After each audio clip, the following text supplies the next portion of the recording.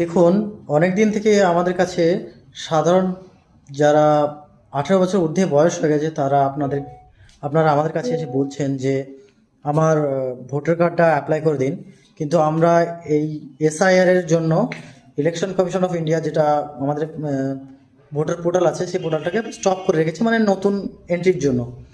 আজকে আমরা আমাদের ভিসিতে বা মিটিংয়ে যেটা বললো, আপনারা যারা নতুন ভোটার এন্ট্রি করবেন, 18 বছর ঊর্ধ্বে ছেলে এবং মেয়ে, যদি সে বিবাহিত না হয় তাহলে জন্ম সার্টিফিকেট এবং মাধ্যমিকের বোর্ড সার্টিফিকেট তার সঙ্গে অ্যাডমিট মাস্ট।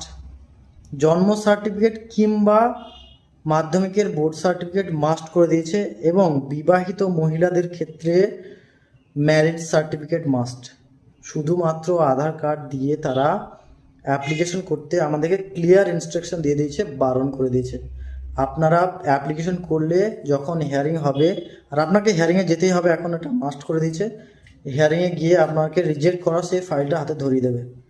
তাই আপনাদেরকে বলা হচ্ছে, আপনারা যখন ভোটার পোর্টালে বা আপনারা আমাদের কাছে এসে এন্ট্রি করবেন, তখন জন্ম সার্টিফিকেট ডিজিটাল এবং তার সঙ্গে মাধ্যমিকের বোর্ড সার্টিফিকেট এবং তার অ্যাডমিট কপি আমাদের কাছে নিয়ে আসবেন। তার সঙ্গে অ্যাড্রেস প্রুফ, ধরুন আধার কার্ড।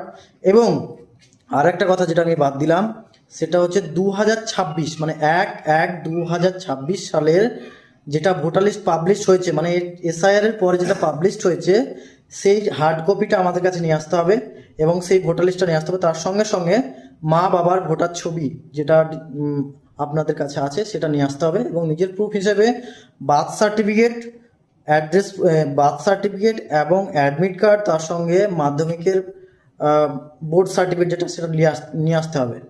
এগুলো নিয়ে আপনারা আমাদের কাছে আসুন। তার সঙ্গে মোবাইল এবং তা আপনার যাবতীয় ডকুমেন্টস যেগুলো ম্যান্ডেটারি নয় সেগুলো নিয়ে আসতে পারেন। যদি কারো কাছে পাসপোর্ট থাকে সেটাও নিয়ে আসতে পারেন। এগুলো নিয়ে এসে অ্যাপ্লিকেশন করতে হবে, তবেই হবে।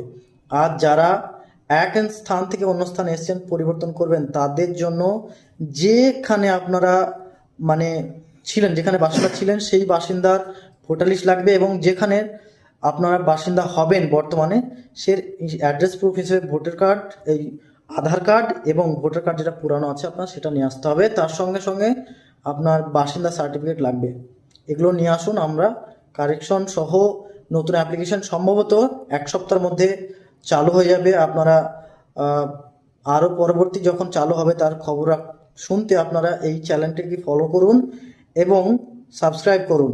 তাহলে আমরা প্রতিনিয়ত খবর আপনাদেরকে দিতে পারবো।